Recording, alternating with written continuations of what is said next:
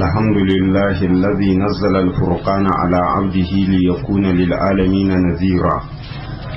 ولمن استمسك به هدى ونورا والصلاة والسلام على من أرسله الله بالهدى والبينات سراجا منيرا نبينا محمد بن عبد الله وعلى آله وصحبه ومن اهتدى بهديه واستنى بسنته ودعا بدعوته إلى يوم الدين.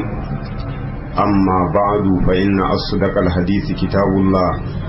وخير الهدي هدي محمد صلى الله عليه وسلم وشر الأمور مهدفاتها فإن كل مهدفة بدعة وكل بدعة ضلالة وكل ضلالة في النار. أما بعد godiya ta tabbata ga Allah tabaraka wa ta'ala da dukkan wani dangi na yabo mamallakin kowa da komai gaba daya wanda ya sake kaddara haduwar mu a wannan yammaci na ranar Laraba 22 ga watan Rabiul Awwal shekara ta 1433 bayan hijiran manzon Allah sallallahu alaihi wasallam daga Makka zuwa Madina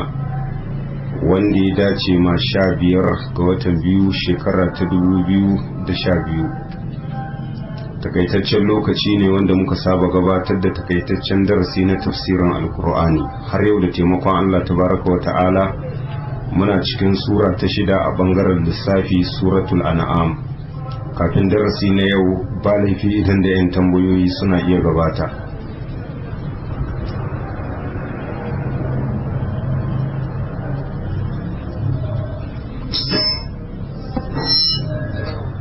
na'am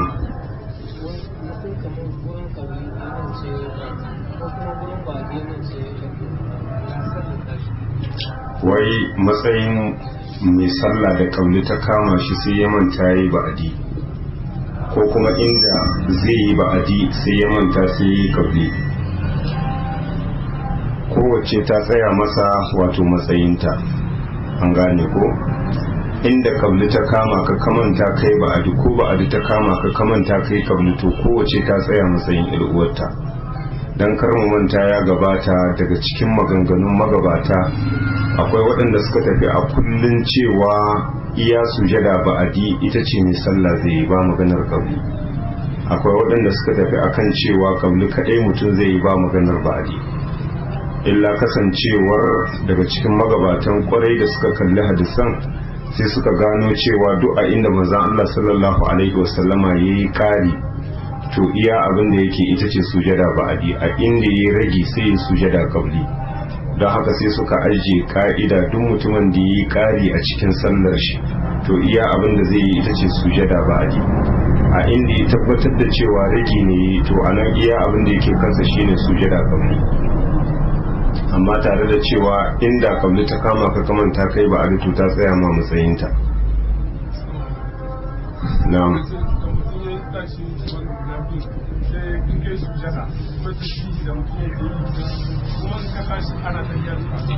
wai idan kai sujada kabli ko sujada ba'adi a lokacin da ka kai goshin ka kasashen akwai tasbihi kwarai da gaske tasbihin da kake yi a cikin sallah shi za ka yi, kuma idan ka dago ka gama sujadar shin akwai sake maimaita tafiya ba maganar sake tahiya. Hadisin maimaita tahiya bai inganta ba daga manzon Allah sallallahu alaihi wasallam. kablu ko ba'adi in kayi kai tsaye kawai salam cewa za ka yi ba maganar sake tahiya. na'am ha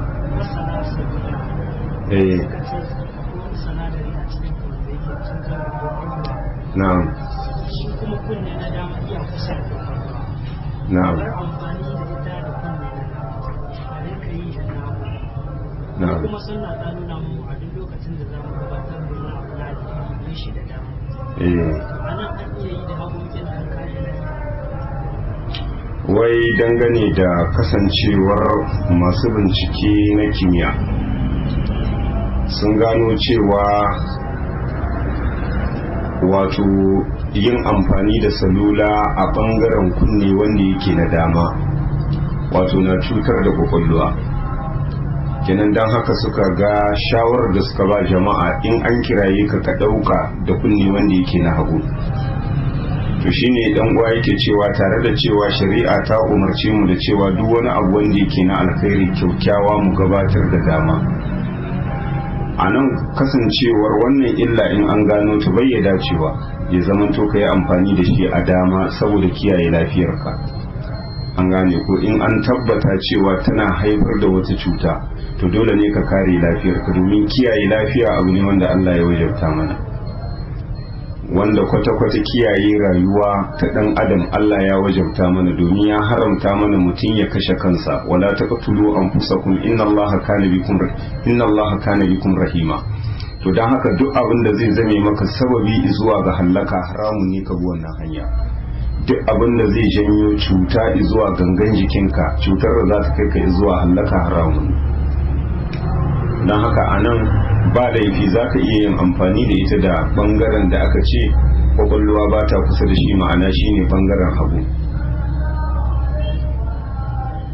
lallai abu ne wanda yake tabbas na cewa tana haifar da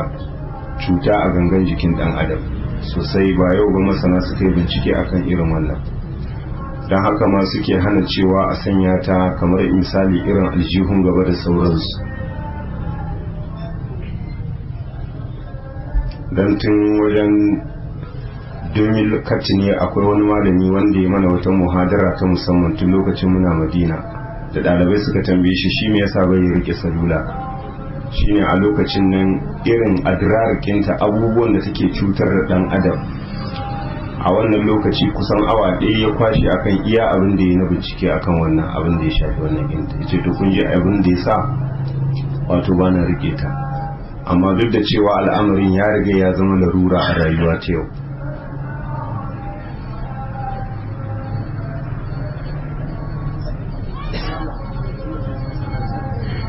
don musamman ma irin wannan ne da suke kafawa a cikin gari antan kenan, akwai sinadarin da yake saki wanda yake cutar da 'ya'yan adam. akwai nan ina tsammani Najeriya ce ko ina ne wanda aka duk 'yan kamfunan gaba daya an umarce su da cewa duk wani wannan kinsa su fidda shi daga cikin gari cikin jama'a a maida shi can gefe saboda akwai cutarwa. to amma nan mu sai a zo a zuba maka kuɗi a kawo shi tsakiyar jama'a za a zo a kafa shi, wanda abubuwa na cutar da jama'a ga su sun wuce a lissafa saboda ba san ba menene hakkin mu. na'am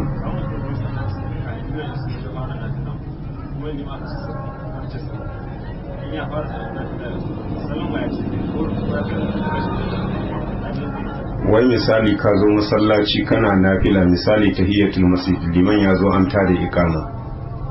yanke sallah za ka yi, ba maganar yin sallama, saboda ai ita sallama na kasancewa a ƙarshen cikar sallah. wannan sallah ko bata riga bata cika, kawai yankewa za ka yi ka bi liman.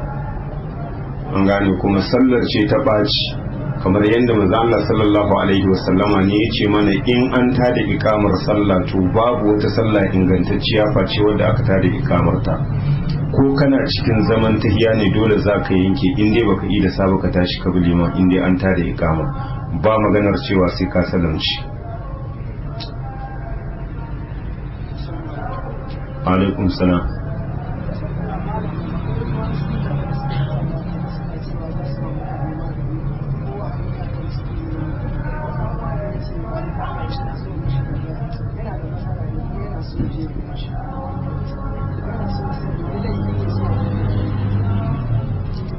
wai misali irin waɗanda suka fito na da maganar cewa suna warkar da mutane, abinda za ka ya ishe ka ishara ka kalli su irin mutanen da suke da awar cewa suna warkar da mutane. ai duk wanda yake kallon talabijin ko ajiye ya gani a RTT da sauransu, kuma kowa ya tashi tsiyar shi sai ya raba da annabi ya ce ya yi mahulkin annabi. haka abubuwa ne waɗanda suke na wautar da hankulan mutane, abubuwa ne waɗanda suke na shaidanci. irin waɗannan mutane haramu ne ga mai imani da Allah da ranar kiyama ya je wajensu, saboda ƙarya ce, tacacciyar ƙarya ce. kuma wannan abubuwa ne waɗanda wallahi zai nuna maka mutane sun rasa ba su san ba inda aka dosa. duk wanda ya zo da wani ɗan daba-daban shi kenan sai ya tafiyar da hankulan jama'a, wanda kasancewar in har abun mamaki ne to abubuwan wannan na mamaki ba su kai abun mamakin da dajjal zai zo da shi, wanda manzon Allah sallallahu alaihi wasallama ya nuna mana cewa idan dajjal ya bayyana, manzon Allah ya ce a kwana 40 zai zagaye duniya gaba ɗayanta. manzon Allah ya ce a damar shi akwai wuta, a hagunkin shi akwai aljanna. take yanki zai ce sama ta yi ruwa ta yi, ya ce ƙasa ta fito da tsiro, take yanki ta fito da shi. ya ce ƙasa ta jehu duk abin da yake cikinta na gwalagwalai da zinari ta watsu su.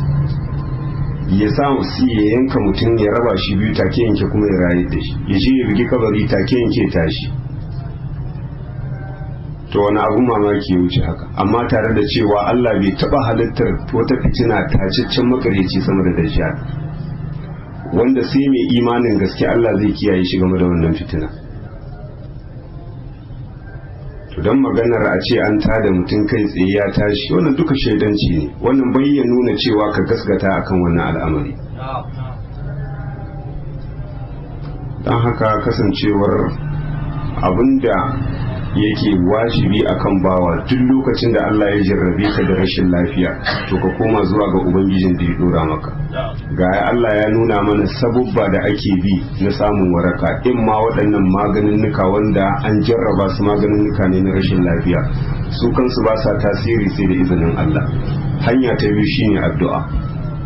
amma ba kamar irin waɗannan ba wanda kawai shedanci ne, mutum sai a wayi gari ya ce wai shi ma ya bayyana, wai an ce ya taimaka ma jama'a wai warkar da su. kuma duk irin wannan tsiya ba inda take bayyana sai da magana. daga nan dai abubuwan waɗannan cikin shekarun nan kuma ba kowa yake ɗarme ma abubuwan nan gindi illa malamai, wanda ake ganin cewa malamai ne su suke ɗaure ma abin gindi.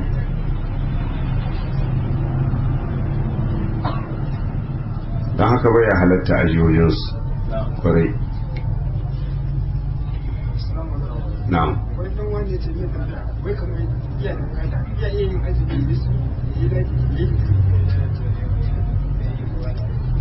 to a takaice wani mutum ne yake da bukata a wajen Allah, shin zai iya kama kafa da azumi cewa Allah ya biya masa bukatar shi? kwarai da gaske, azumi ibada ce wadda za ka iya yin tawassuli da ita domin neman biyan bukatunka wajen ubangiji tabaraka wa ta'ala. ka sa wata bukata gaba sai ka yi azumi, ko ka yi wasu nafilfili, ko ka yi sadaka, ko ka yi yanka, ko ka yi wata ibada ta musamman, da sunan wannan ibada ta zame maka tsani dangane da samun biyan bukatunka. wannan hanya ce wadda take a shar'ance kamar yadda alkur'ani da sunna ta manzon Allah sallallahu alaihi wasallam suka tabbatar mana.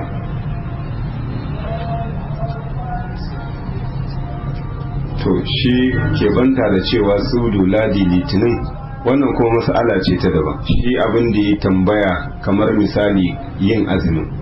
amma maganar sik in tambayar azumin sudu ne da na ladi da na wannan, kuma wannan tambaya ce ta daban wadda take zama da gindin kanta. kadai ta ranar asabar ko ranar juma'a da azumi na nafila haramun ne, amma na halatta ka azumci ne gabanin wannan yini ko kuma bayan shi. kenan kai asabar lahadi wannan ya halatta kai, asabar lahadi litinin duka za ka iya. na'am.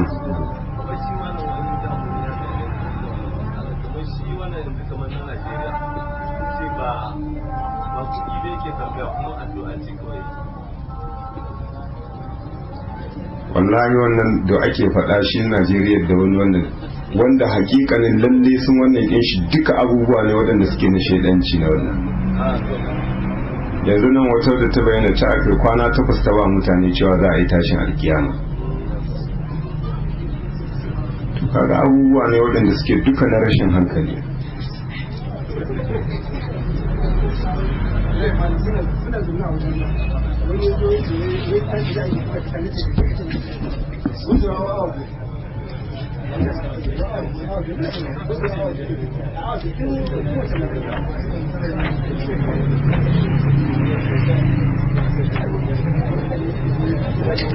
darasi da ya gabata da taimakon Allah tabaraka wa ta'ala wato mun tsaya karshen aya ta 10, aya ta 110 a cikin suratul an'am. za mu dan koma baya kaɗan wato aya ta 109. أعوذ بالله من الشيطان الرجيم. قال الله تبارك وتعالى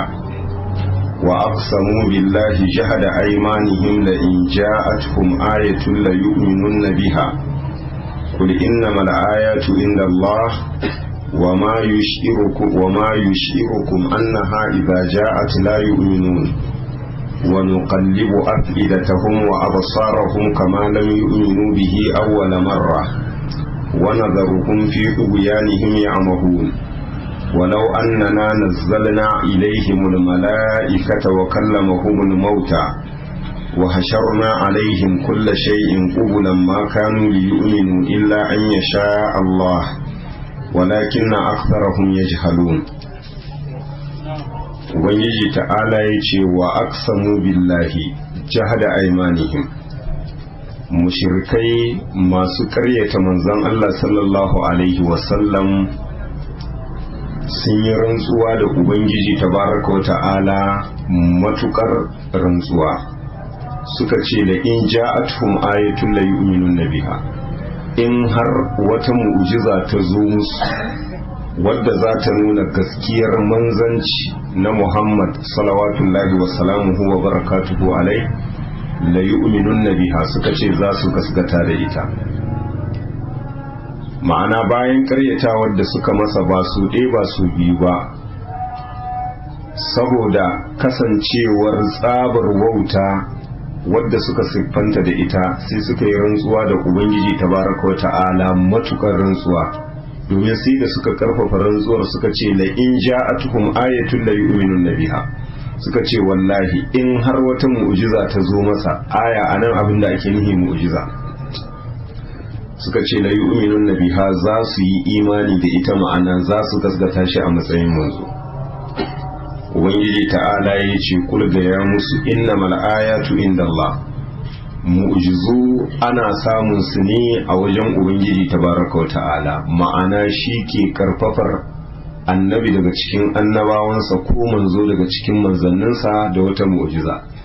ba shi manzon ba ko ba annaban a karan kanshi yake cewa bari in nuna muku aya. An gane ko? A nan manzon Allah ya ce musu, Allah ya ce da shi kul innamal ayatu indallah, ce da su ayoyi gaba daya ma'ana mu'jizu a wajen Allah subhanahu wa ta'ala suke. Shi ke ba wanda ya ga dama daga cikin bayansa, kuma shi ke hana wanda ya ga dama.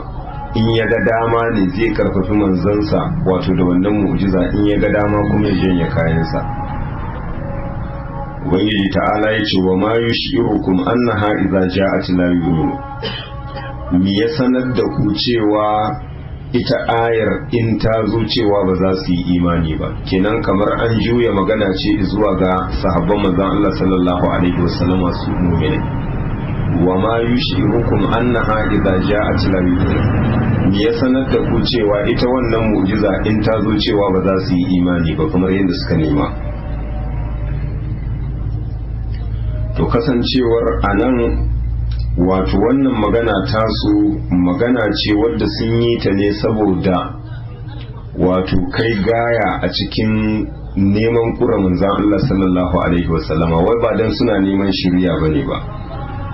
domin kasancewar ayoyin da suka bayyana a hannun manzan Allah sallallahu alaihi wasallama kafin su yi wannan rantsuwa, duk wani mai hankali ya ishe shi ya yi imani ya gaskata shi a matsayin manzo, wanda Ubangiji tabaraka wata'ala ya nuna musu ayoyi sun wuce a lissafa, wanda dai ga babbar aya wato shine alkur'anin da manzon Allah sallallahu alaihi wasallama ya zo, duk takamar da suke da iya zance a matsayinsu na tatattun larabawa, Ubangiji ta'ala ya kalubalance su cewa in har suna ganin cewa manzon Allah sallallahu alaihi wasallama shi ya kagi wannan alkur'ani, to su zo da wata sura takaitacciya wanda bata wuce aya 3 ba, wanda ayoyin za su kunshi ma'ana da balaga wato kamar yadda ayoyin alkur'ani suka kunsa.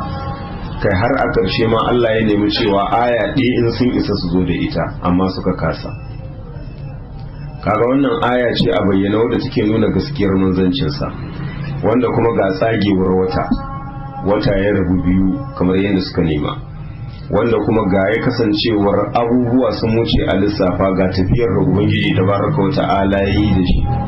daga nan masallacin harami na Makka zuwa Baitul Maqdis, daga baitul maqdis aka tafi zuwa saman bakwai da shi, wanda manzon Allah sallallahu alaihi wasallama ya ba su labarin duk abin da yake cikin baitul maqdis da abin da ya hadu da shi akan hanya, alhali yana yaron sama bai taba zuwa can ba balantana wannan, amma ya ba su labarin duk abin da yake ciki. don haka wannan tambaya ce suka yi saboda ƙara zurmawa a cikin bata da hallaka, cewa wai in wata aya ta zo musu nan gaba za su yi imani da ita, za su gaskata. Ubangiji ta'ala ya ce gaya musu ayoyi da mu'jizu gaba ɗaya a wajen Allah suke, shi yake ba wanda ya ga dama daga cikin manzanninsa, ba a karan kaina bane ba nake zauwa da abin da na ga dama da shi na mu'jiza.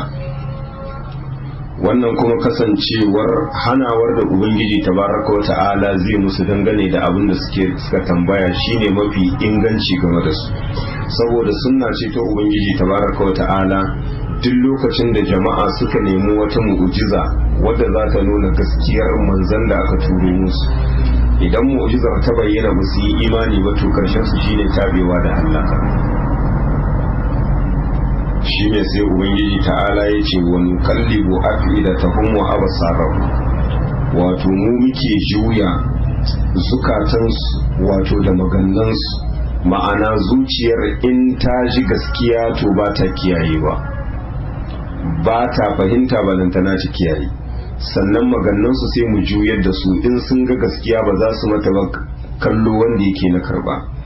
Sai ce kama lam yu'minu bihi awwala marra, kamar yanda ba su yi imani da shi a farkon shuɗi, saboda ya zo da mu'jizu amma ba su gaskata shi a matsayin manzo, ta kaka nan gaba in wata mu'jiza ta zo za su gaskata shi.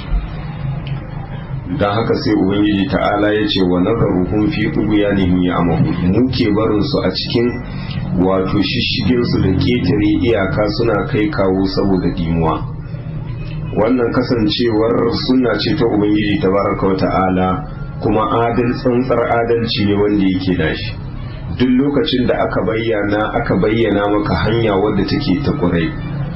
aka hayya maka dukkan wani sababi wanda in har ka bi shi zai iya kai ka zuwa tabbata akan hanya madaidaiciya, to idan ka ki karba ka ki bi, sakamakon abin da zai biyo baya shine Allah sai ya karkatar da akalarka a dora ka akan hanya ta bata, kamar yadda Allah yake cewa falamma zagu azagallahu qulubahum, lokacin da suka karkace ma gaskiya Ubangiji tabaraka wa ta'ala sai ya karkatar da zukatansu, ko sun ga gaskiyar ba za su amsa ba. Wannan sakamakon mutumin da gaskiya ta bayyana gare shi, ya tabbata gaskiya ce amma saboda taurin kai ya juya baya, to Ubangiji ta'ala sai ya yi rufi akan zuciyarsa, duk abin da za a faɗa mata na gaskiya ba za ta kiyaye ba. Ganinsa sai Allah ya sanya wato wata kwamsa, kasancewar ga gaskiya kowa yana gani amma shi ba zai ganta ba. Kunnen shi sai Allah ya saka nauyin ji, duk abin da zaka faɗa masa na gaskiya ba zai karba ba. Kamar yadda aya ta gabata, khatamallahu ala qulubihim wa ala sam'ihim wa ala absarihim gishawa wa lahum azabun azim. Shine anan Allah ya ce wa nuqallibu afidatahum wa absarahum. Ubangiji ta'ala ya ce muke juya zukatansu wato da magannansu dangane da gaskiya, ba sa fahimtar ta kuma ba sa mata kallo wanda yake na karba. Kama lam yu'minu bihi awwala marra, kamar yadda ba su gasgata da shi ba a farkon shudi. Anan bihi imma manzon Allah sallallahu alaihi wasallama ko alqur'ani. Ubangiji ta'ala ya ce wa nazaruhum fi tughyanihim ya'mahun, dan haka sai muka bar su a cikin ketare iyakarsu a cikin bata. Ubangiji ta'ala ya ce suna kai kawo saboda biyuwa. Walau annana nazzalna ilaihimul mala'ika, Ubangiji ta'ala ya ce da a ce mun saukar musu wato da mala'iku ido da ido, wa kallamahumul mauta, Ubangiji ta'ala ya sanya wato su ne matattu suka musu magana kamar yadda suka nema. Wa hasharna alaihim kulla shay'in, muka taro musu dukkan wani abu kamar yadda suka nema, kibala wato gaba da gaba, ido da ido, ko kuma kubula wato suna masu lamunce musu akan abin da suka nema. Domin lafazin kubulan kamar yadda yake cikin riwaya wadda suke ta Hafs, jam'i ne na kabil. Idan aka ce kabil shine bi ma'ana bamin, ko kuma ka ce kafil, wanda yake lamuni, wanda zai lamunce maka akan abu. shine Allah ya ce da a ce mun saukar musu da mala'iku an gane ko matattu suka musu magana suka ce musu wannan da aka turo shi a matsayin manzo gaskiya yake saboda mu mun ga sakamakon karyatawar da muka masa a ce waɗanda suka mutu wanda ba su gaskata manzo Allah sallallahu alaihi wasallama Allah ya tada su su yi musu magana su ba su labarin cewa gaskiya yake saboda karyatawar da suka masa ga sakamakon abin da suka gani bayan mutuwarsu shine Allah ya ce wa hasharna alaihim kulle shay muka taro musu dukkan komai kamar yadda suka nema an gane ko kuma dukkan wata halitta ubangiji ta'ala ya ce muka taro musu kibala wato gaba da gaba suka gani duk wani abu wanda yake na al'ajabi ko kuma duk wata halitta muka taro musu gaba daya suka zane musu lamini akan gaskiyar manzon Allah sallallahu alaihi wasallam ubangiji ta'ala ya ce ma kanu li yu'minu basu zamanto ba da za su yi imani akan duk waɗannan abubuwan da suka gani ma'ana mala'ikun Allah su sauko idan manzon Allah ya yi faɗa su ba da shaidar cewa kwarai da gaske manzo ne na Allah matattu su tashi su ba da shaida cewa kwarai manzo ne saboda mun ga sakamakon abin da ya biyo bayan mutuwa da duk wani abu Allah ya taro shi ya zuba da shaida akan gaskiyar manzon Allah sallallahu alaihi wasallam ubangiji ta'ala ya ce ma kanu liyu wasu zamanto ba da za su yi imani su gaskata shi a matsayin manzo illa an ya sha Allah sai dai idan Allah ya so an gane ko su anan iya abin da suka dau shari'a abu ne wanda suka kallafa shi zuwa kansu suna ganin cewa karfin su ne da dabarar su kawai kenan sun rataye yin imanin su akan wata mu'jiza da suka nema alhali ita kuma mu'jiza ba ta sanya cewa ka yi imani sai idan Allah ya yi nihin imaninka waɗanda Allah bai nuface su ba da shiriya mu'jiza nawa manzannin Allah suka nuna musu amma ba su yi imani ba shine Allah yake cewa da za mu zo musu da duk irin waɗannan abubuwa mala'iku su ba da shaida su sauko su gan su ido da ido suna ba da shaida ga manzon Allah sallallahu alaihi wasallam matattu su tashi su ba da shaida duk wani abu Allah ya turo shi ya tara shi gaba daya su zamanto gaba da gaba su gansu suna ba da shaida akan gaskiyar manzancin manzon Allah sallallahu alaihi wasallam ubangiji ta'ala ya ce ma kanu li yu'minu illa an sha Allah waɗannan mutane ba su zamanto wanda za su yi imani sai idan Allah ya so walakin na aksarahum yajhalu ubangiji ta'ala ya ce sanadi mafi yawansu wato suna jahiltar ƙarshen lamarinsu inda sun san irin azabar da Allah ya tanada ma wanda ya karyata manzanninsa to da ba za su karyata ka ba amma jahiltar ƙarshen al'amarinsu shine ya kai su zuwa ga haka wannan dai duka gaba daya na nuna mana shiriya abu ce wanda ke hannun Allah ita mu'jiza Allah yana karfafar manzanninsa dan alama ce mai nuna gaskiyar shi amma ba mu'jiza ba a karan kanta take sanya mutum ya shiryu shiriya sai wanda Allah ya nuface shi da shiriya shine zai ga aya yayi imani amma duk wanda Allah ya nuface shi da bata da tabewa da hallaka duk abin da za a bayyana masa na aya to ba zai yi imani ba kamar yadda bayani ya gabata fadar Allah subhanahu wa ta'ala wanda zamu iske a cikin suratu Yunus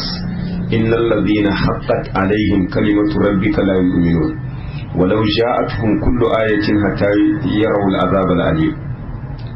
innal ladhina haqqat alaihim kalimatu rabbika la yu'minun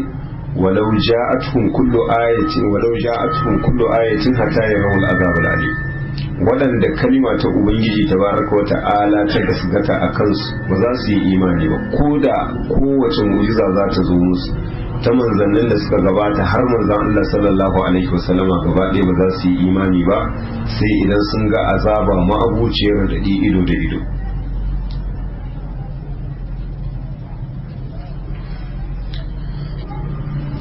وكذلك جعلنا لكل نبي عدوا شياطين الإنس والجن يوحي بعضهم إلى بعض زخرف القول غرورا ولو شاء ربك ما فعلوه فذرهم وما يفترون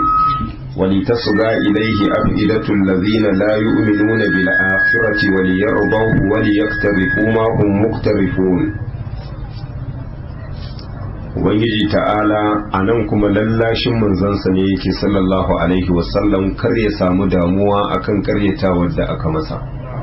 sunna ce ta ubangiji tabaraka wa ta'ala, duk wani mutumin kwarai Allah sai ya saka masa abokan gaba. Shine Allah ya ce wa kazalika ja'alna li kulli nabiyyin aduwa. Ubangiji ta'ala ya ce haka al'amarin yake,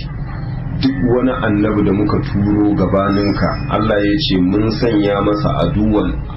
wato abokin gaba ko kuma abokan gaba. Shayaɗin al'insi wal jinni, aduwan anan sai ya zama bi ma'ana a ada'an, an gane ko lafazi ne wanda yake mufrad, amma abin da ake nihi da shi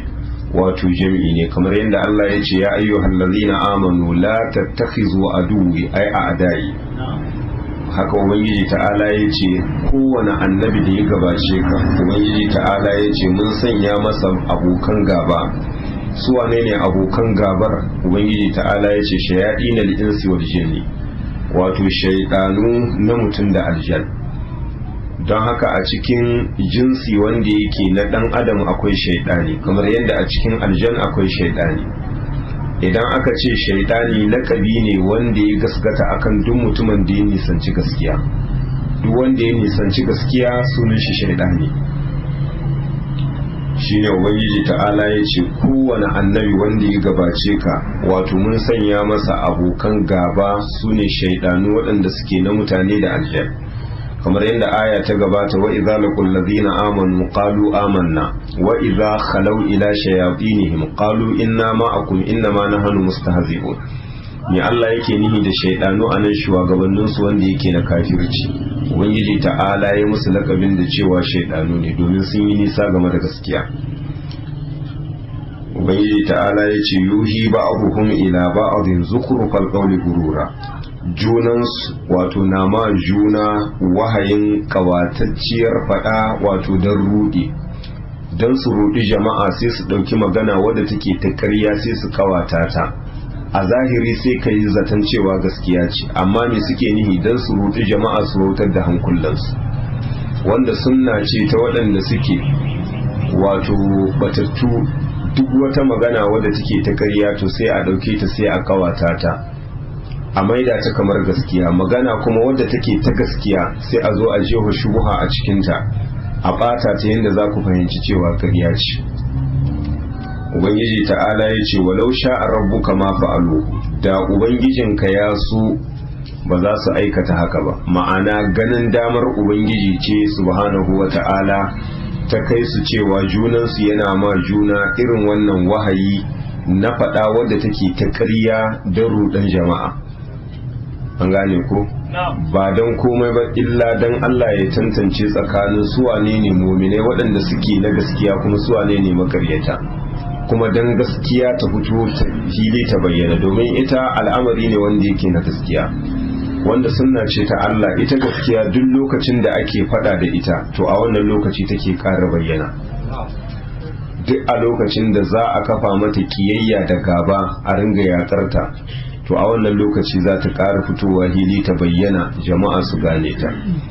Kamar yadda kasancewar kafirai yadda suka kafa yaƙi dangane da addinin musulunci, to wannan al'amari shi ya kai addinin musulunci yana bunƙasa, wanda ma bai san shi ba fama yake ya san wai shi musuluncin nan kaka yake. To wannan sunna ce ta ubangiji tabaraka wa ta'ala. Shine anan yace walau sha'a rabbuka ma fa'aluhu, da ubangijinka ya so da ba za su aikata haka ba, amma hikima dan gaskiya ta bayyana shi yasa gaskiya da mabiyanta Allah sai ya saka musu abokan gaba, saboda waɗanda za su yi gaba da su yi ta zawa da karyace-karyace kenan zuwa wani lokaci jama'a za su gane inda gaskiya take. shi ne sai ya ce fazarhum wa ma yaftaruna. Ubangiji ta'ala ya ce kyale su da abin da suke yanka na ƙarya suna jingina ma Ubangiji tabaraka wa ta'ala. Za su ga kenan sakamakon iya abin da suka kaga a gobe kiyama. Sai ya ce wali tasga ilaihi afidatul ladina la yu'minuna bil akhirati, dan zukatan waɗanda ba sa imani da yini na ƙarshe wato ta karkata zuwa wannan fada wadda take ta ƙarya. Wali yardauhu, kuma dan su yarda da wannan magana su yarda da ita har zuciyarsu. Wali yaqtarifu ma hum muqtarifun, dan su aikata iya abin da za su aikata na zunubi. Al-iqtiraf shine wato aikata aiki wanda yake na zunubi. An gane ko? idan ya zo kenan mutlaq, idan kuma an kayyade shi to wannan kuma yana daukan aiki wanda yake kyaukyawa na lada, kuma yana daukan aiki wanda yake na zunubi, kamar yadda ubangiji ta'ala yake cewa wa man yaktarib hasanatan nazid lahu fiha husna. to amma anan da yake an zo da shi a sake wali yaktarifu ma hum muqtarifun, dan su aikata abinda za su aikata na zunubi. wannan hikima ta ubangiji tabaraka wa ta'ala da ya bar shaidanu na mutane da aljan junan su na ma juna wahayin fada wadda take ta ƙarya don rudar jama'a. ubangiji ta'ala ya kyale su ne saboda wasu hikimomi da ya ce walau sha'a rabbuka ma fa'aluhu, da ubangijinka ya so ba za su aikata ba. bazarhum wa ma yaftaruna, Allah ya ce ka bar su da abin da suke yanka na ƙarya suna jingina masa. kenan hikima ta farko shine Allah ya ce wali tasga ilaihi afidatul ladina la yu'minuna bil akhirati, dan zukatan waɗanda ba sa imani da yinin alkiyama kenan ta karkata zuwa wannan fada ta ƙarya, domin ba kowa yake gasgata fada ta ƙarya sai wanda bai yi imani da yini na karshe. kenan kaga waɗanda suka karkata a nan za a gane cewa makaryata ne, kuma za a gane su wane ne masu gaskiya. a wannan lokaci kuma gaskiya za ta bayyana, kuma ƙarya ita ma za ta bayyana a gane ta. abu na biyu shine Allah sai ya ce wali yardahu, dan su yarda da wannan fada ta ƙarya har zuwa zuciyarsu. kenan in sun yarda da wannan fada ta ƙarya wadda ake musu saboda rudarsu, kenan me zai biyo baya? kenan sai su dukufa akan aikata ayyuka waɗanda suke na zunubi. dan haka yace wali yaftarifu ma hum muqtarifuna, dan su aikata abinda za su aikata na zunubi, wato ukuba ta tsananta akan su a gobe kiyama. to wannan lallashi ne ubangiji tabaraka wata'ala yake ma manzansa da duk wanda ya tsaya matsayinsa. a matsayinka na mai kira zuwa gaskiya, sunna ce ta Allah, Allah sai ya saka maka abokan gaba daga cikin shaidanu da aljannu, amma iya abin da za ka yi sai ka ja daga, kai dai ka yi don Allah. karshe wanda yake kyaukyawa na masu tsoron Allah ne, kuma Allah ya yi alkawalin duk wanda yake kan gaskiya zai taimaka masa a nan rayuwarsa ta duniya da makoma lahira. inna da nan suru rusulana wallazina amanu fil hayati dunya wa yawma yaqumul ashhad. afa ghayrallahi abtaji hakaman wa huwa allazi anzala ilaykumul kitaba mufassala والذين آتيناهم الكتاب يعلمون أنه منزل من ربك بالحق فلا تكونن من الممترين وتمت كلمة ربك صدقا وعدلا لا مبدل لكلماته وهو السميع العليم وإن تطيع أكثر من في الأرض يضلوك عن سبيل الله إن يتبعون إلا الظن وإن هم إلا يخرصون إن ربك هو أعلم من يضل عن سبيله وهو أعلم بالمهتدين. Ubangiji ta'ala ke ce ma manzansa ka faɗa ga mushrikai, a fagairallahi abtagi hakama, yanzu wani Allah zan nema a matsayin alƙali. idan aka ce alhakam sigatul mubalaga ce, ma'ana wanda ya kai gaya a cikin hukunci, kamar yadda in aka ce adalun wanda ya kai gaya a wajen adalci. idan ka ce hakimun alkali, hakan wanda ya kai matuka a wajen hukunci alkalanci. to shi ne ya ce a fagairallahi abtagi hakama, shi yanzu wani Allah zan nema a matsayin alkali in yarda da duk abin da yake mun umarni da duk abin da yake hana ni.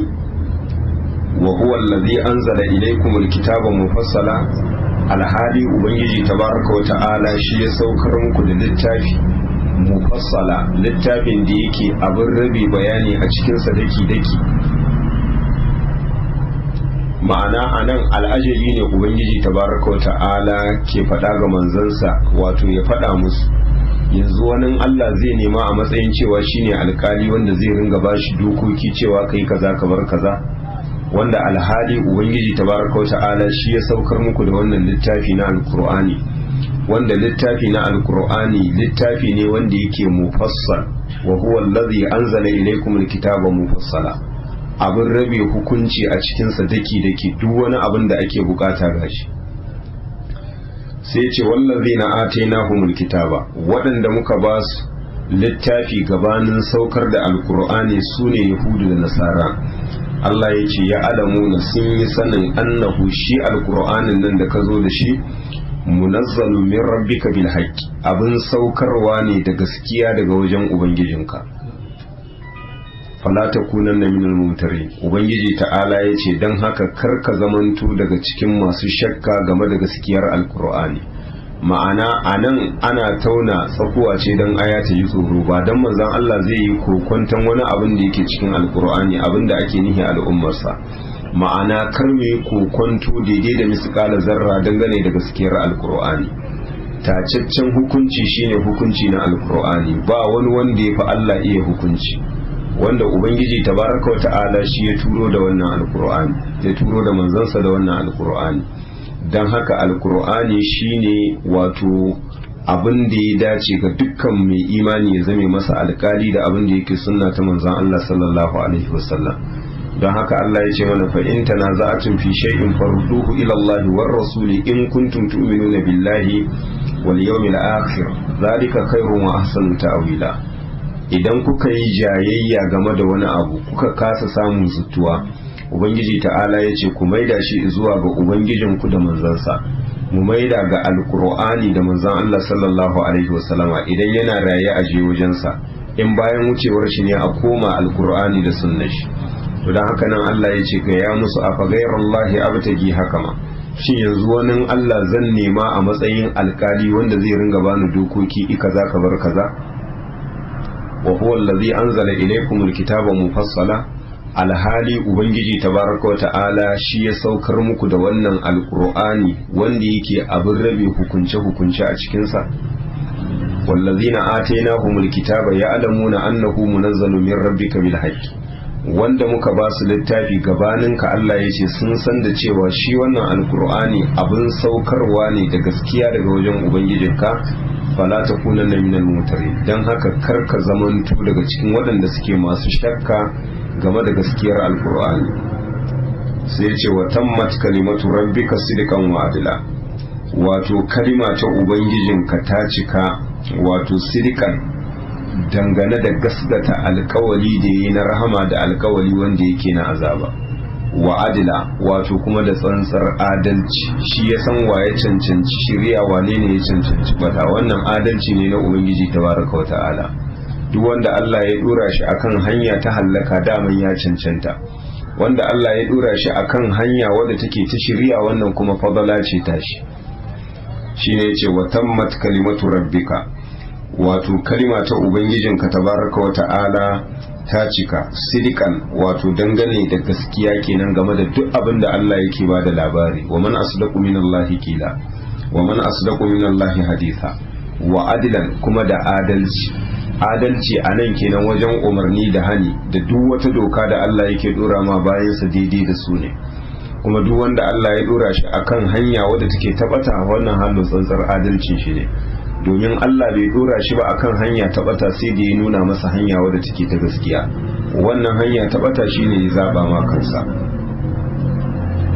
sai ya ce la mubaddila li kalimati wato ba wani wanda ya isa ya canza kalmomin ubangiji tabaraka wa ta'ala domin shi ya dau nauyin wato kare alkur'aninsa ba wani wanda ya isa ya canza daidai da harafi ɗaya na alkur'ani sunna ce ta ubangiji tabaraka wa ta'ala gaskiya shi yake daukan nauyin wato ba ta kariya sai ce wa huwa samiul alim ubangiji ta'ala mai ji ne dangane da duk abin da bayansa suke faɗa masani ne kuma dangane da halayensu sawa'an abin da suka bayyana ko abin da suka boye da abin da suka yi wanda ya wuce da abin da zai zo nan gaba gaba ɗaya ubangiji tabaraka wa ta'ala masani wa in tudi akthara man fil ardi ubangiji ta'ala ya ce kai manzon Allah sallallahu alaihi wasallam da duk wanda ya tsaya matsayinka inda zaka bi mafi yawan jama'ar da ke ban ƙasa yudilluka an sabilillah za su batar da kai daga tafarki na ubangiji tabaraka wa ta'ala wanda ya umarnin cewa ka bi tafarki wanda yake madaidaici wanda ya ce wa anna hadha sirati mustaqiman fattabi'u to inda za ka bi mafi yawan jama'ar da suke ban ƙasa ubangiji ta'ala ya ce to za su batar da kai daga tafarki na ubangiji tabaraka wa ta'ala me yasa saboda mafi yawan jama'a sun karkace a cikin al'amuran nan guda uku. Abu na farko a cikin addininsu, saboda galibin addininsu addini ne wanda yake da shirka. Abu na biyu a cikin ayyukansu, me yasa saboda ayyukansu gaba daya galibi ayyuka ne waɗanda suke na son zuciya. Haka akan iliminsu, me yasa domin iliminsu babu hakikan cewa zato ne kawai. don haka Allah ya ce wa in tudi aksara man fil ardi, inda zaka bi mafi yawan waɗanda suke ban ƙasa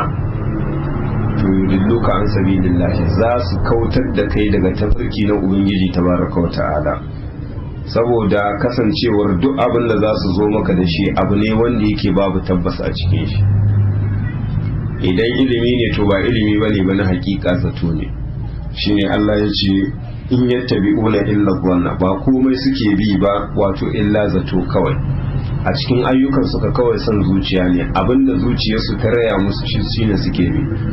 Addinin su kuma galibi suna shirka da ubangiji tabaraka wa ta'ala. Wa inhum illa yakhrusuna, Allah ya ce su basu zamanto ba face kawai ƙarya ce suke yanka su jingina ma ubangiji tabaraka wa ta'ala akan abin da ba su da sani. Wa inhum, ubangiji ta'ala ya ce basu zamanto ba illa yakhrusuna, face ƙarya ce suke kaga su jingina ma ubangiji tabaraka wa ta'ala.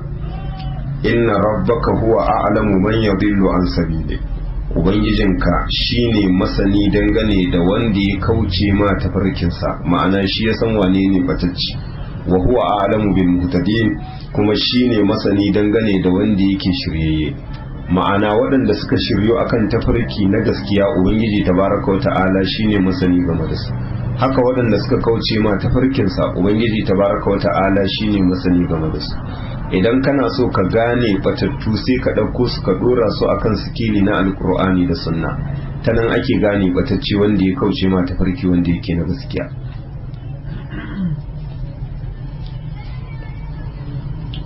فكلوا مما ذكر اسم الله عليه إن كنتم بآياته مؤمنين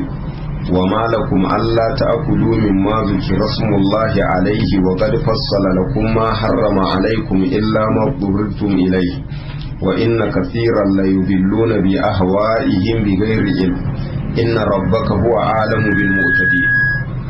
Ubangiji ta'ala ya ce fakulu mimma zukira smullahi alaihi, ku ci daga abin da aka ambaci sunan Ubangiji tabaraka wa ta'ala akan yankansa, in kuntum bi ayatihi mu'minina, in har kun kasance masu imani da ayoyinsa, ma'ana duk abin da aka yanka shi da sunan Allah to ku ci, wannan yana daga cikin abin da Allah ya halitta muku. Gane ko? Ma'ana a nan Allah yana shar'anta mana cewa baya halatta mu ci wani abin yanka sai wanda aka ambaci sunan shi akan yanka, ma'ana duk abin da aka ambaci sunan Allah to wannan halaka ne mu ci. Sai ce wa malakum Allah ta'kulu mimma zukira smullahi alaihi, me ya same ku da ba za ku ci ba abin da aka ambaci sunan Allah akan yankansa, wa qad fassala lakum ma harrama alaikum, alhali ubangiji ta'ala ya rage muku bayani dangane da abin da aka haramta muku. An gane ko, kamar yadda aya ta gabata, hurrimat alaikumul maitatu waddamu wa lahmul khinziri wa ma uhilla li ghayrillahi bi wal munkhaniqatu wal mawqudatu wal mutaraddiyatu wan naqihatu wa ma akala sabu illa ma zakkaytum wa ma zubiha ala nusubi wa an tastaqsimu bil azlam dhalikum fisq. Shi ne ce wa kad fassala lakum, haƙiƙa ubangiji ta'ala ya rabe muku bayani dangane da ma harrama alaikum, abin da ya haramta muku, illa ma qurirtum ilaihi, sai dai abin da aka buƙatar da ku zuwa gare shi. Kamar misali mutumin da yake cikin tafiya, guzuri ya yanki, ga tsananin yunwa ba abinci, to shine Allah ya halatta masa cin musai. Sai ce wa inna kathiran, lalle mafi yawa daga cikin jama'a la yudilluna bi ahwa'ihim bi ghairi ilm, wato suna batar da jama'a da son zuciyarsu ba tare da ilimi ba, son zuciya kawai za su kawo su batar da jama'a. Inna rabbaka huwa alamu bil mu'tadin, lalle ubangijinka shine masani dangane da waɗanda suke masu ƙetare iyaka. Wannan wata shubuha ce wadda suke jefawa ga manzon Allah sallallahu alaihi wasallama da mabiyansa, cewa ai abin da ya mutu da kansa shi ya fi dacewa ku ci dangane da abin da kuka kashe shi da kanku, domin abin da ya mutu wannan yankan Allah ne, ma'ana Allah ne ya kashe shi, ai shi ya fi dacewa ka ci da abin da ka sanya wuka ka yanka. to shine anan ubangiji ta'ala ya maida musu martani, yake shiryar da muminansa dangane da abin da ya dace, don haka sai ya ce ku ci dangane da abin da aka ambaci sunan Allah akan yankan shi, in har kun zamanto masu imani da ubangijinku. kenan kar ku biya waccan magana tasu ta banza wanda son zuciya ne na cewa abin da ya mutu da kanshi shi ya fi dacewa a ci akan abin da kai ka yanka da hannunka. sai Allah ya ce to abin da aka ambaci sunana akan yankan shi, in dai kun yi imani da ni to shi ya dace ku ci. sai Allah yake zaburar da mu'minai ya ce wa malakum Allah ta'kulu mimma zukira rasulullahi alaihi, me ya same ku da ba za ku ci ba abin da aka ambaci sunan Allah akan yankan shi. wa qad fassala lakum ma harrama alaikum, alhali Allah ya rabe muku bayani daki daki dangane da abin da aka haramta muku a can baya. Allah ya ce illa ma qulutum ilaihi, sai dai abin da aka fakar da ku, wanda kawai in guzuri ya yanke ne baka da abin da zaka ci ga yunwa ta kai matuƙa shine kawai zaka iya cin mushi. shi Allah ya ce to kusan da cewa mafi yawa daga cikin jama'a fa suna batar da mutane ne da son zuciyarsu. kaga wannan son zuciya ne fa, bataccen ra'ayi ne wai ka ce abin da ya mutu da kanshi shi yafi dacewa a shi domin yankan Allah ne akan abin da kai ka yanka da hannunka. shine sai ya ce to inna rabbaka huwa a'lamu bil mu'tadin, lalle ubangijinka shine masani wato dangane da waɗanda suke masu ketare iyaka, waɗanda suke barin abin da Allah ya halitta musu su je zuwa aikata abin da aka haramta musu.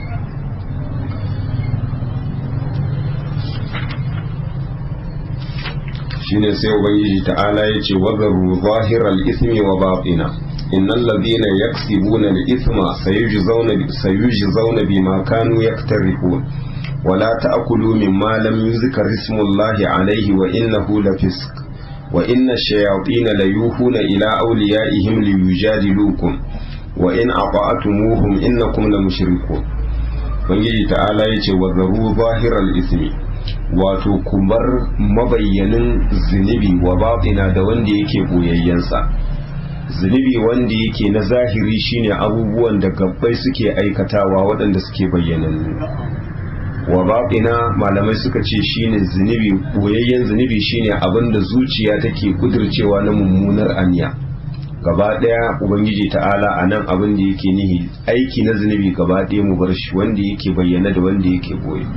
ma'ana wannan umarni ne na ubangiji tabaraka wata'ala cewa mu nisanci ayyuka na zunubi, tare da cewa ya kaddara mana wani lokaci za mu aikata, amma menene dan a nuna kasawar mu kuma mu fake zuwa gare shi lullube mu da rahamarsa, kamar yadda hadisi ne sahihi manzo Allah sallallahu alaihi wasallam ya ce ba dan kuna aikata ayyuka na zunubi da Allah ya tafiyar da ku ya maye gurbin da wasu bayi waɗanda za su aikata zunubi su nemi gafara kuma ya gafarta musu. amma nan sai ce wazaru zahiral ismi wa batina, wato ku bar dukkan wani mabayyanin aiki wanda yake na zunubi da wanda yake boyayyensa. innal ladhina yaksibuna al-isma, lalle waɗanda suke aikata aiki wanda yake na zunubi sayujzauna bima kanu yaktarifun, ubangiji ta'ala ya ce da sannu za a sakauta musu a gobe kiyama dangane da abin da suka kasance suna aikatawa na zunubai, ma'ana da sannu za su iske sakamakon abin da suka aikata. sai ya ce wala ta'kulu mimma lam yuzkar ismullahi alaihi, kar ku sake ku ci abin da ba a ambaci sunan Allah akan yankan shi, ma'ana duk abin da aka yanka ba da sunan Allah ba to kar ku sake ku ci. don haka anan malamai suka ce duk abin da aka yanka shi ba tare da an ambaci sunan Allah da mantuwa ko kuma da gangamto bai ya halatta a ci, illa kasancewar sa al-imamu Shafi'i, sa al-imamu Malik da wasu daga cikin magabata suka ce in dai musulmi ya yanka abu ko da gangam ya bar bismillah to ya halatta a ci. an gane ko da gangam ya yanka abu in dai a matsayin shi na musulmi ba tare da yayi bismillah ba to ya halatta a ci, illa kasancewar magana ta uku ita ce mafi dacewa, inda ganganci mutum ya bar bismillah ba za a ci ba, amma in akan mantuwa ne ya halatta a ci. domin ita mantuwa Allah bai ya kama bawa da laifi a kanta. shine yace wala ta'kulu mimma lam yuzkar ismullahi alaihi, kar ku sake ku ci abinda ba a ambaci sunan Allah akan yankansa, wa innahu lafisqun, lalle wannan rashin da'a ne ga ubangiji tabaraka wa ta'ala, ma'ana cin musai duk abin da ya mutu ba tare da an yanka shi yanka na shari'a to wannan haramun ne. sai ce wa inna shayatin la yuhuna ila awliyaihim liyujadilukum, lalle shaytanu na mutane da aljan ubangiji ta'ala yace suna yi wahayi zuwa ga masoyansu liyujadilukum dan su yi jayayya da ku, shine na cewa ai abin da ya mutu da kanshi shi yafi dacewa a ci sama da abin da ka yanka da hannunka. ubangiji ta'ala ya ce wannan magana ce ta shaidani. wa inna shayatin la yuhuna, lalle shaidanu suke wasi-wasi, an gane ku, su jefa shakka da wasi-wasi a cikin zukatan jama'a don su jayayya da ku. wahayi daman na ɗaya daga cikin ma'anarsa a larabci shine wasi-wasi, wanda wahayin shaidani shine wasi-wasi, ya jefa wasi-wasi a cikin zukatan jama'a, amma ba kowa ba shaidani yake jefa irin wannan wasi-wasi sai wanda yake masoyinsa. shine Allah ya ce wa inna shayatin, lalle shaydanu la yuhuna, suna sanya wasi-wasi ila awliyaihim ga masoyansu li yujadilukum dan su yi jayayya da ku akan wannan shubha. ubangiji ta'ala ya ce wa in ata'tumuhum, yace in har kun bi su kun me kauya akan irin abin da suke faɗa muku, innakum la mushrikuna, lalle ku kun zamanto masu hada bautar ubangijinku da wani, ma'ana kun zamanto mushrikai. nan insha Allah ta'ala ya kamata mu dakata, da fatan abin da muka faɗa daidai Allah ya ba mu ladan kuskuren da muka yi Allah ya gafarta mana. Allahumma salli ala Muhammadin wa ala ali Muhammadin kama sallaita ala Ibrahim wa ala ali Ibrahim innaka Hamidum Majid. Allahumma barik ala Muhammadin wa ala ali Muhammadin kama barakta ala Ibrahim wa ala ali Ibrahim innaka Hamidum Majid. سبحانك اللهم وبحمدك أشهد أن لا إله إلا أنت أستغفرك وأتوب إليك.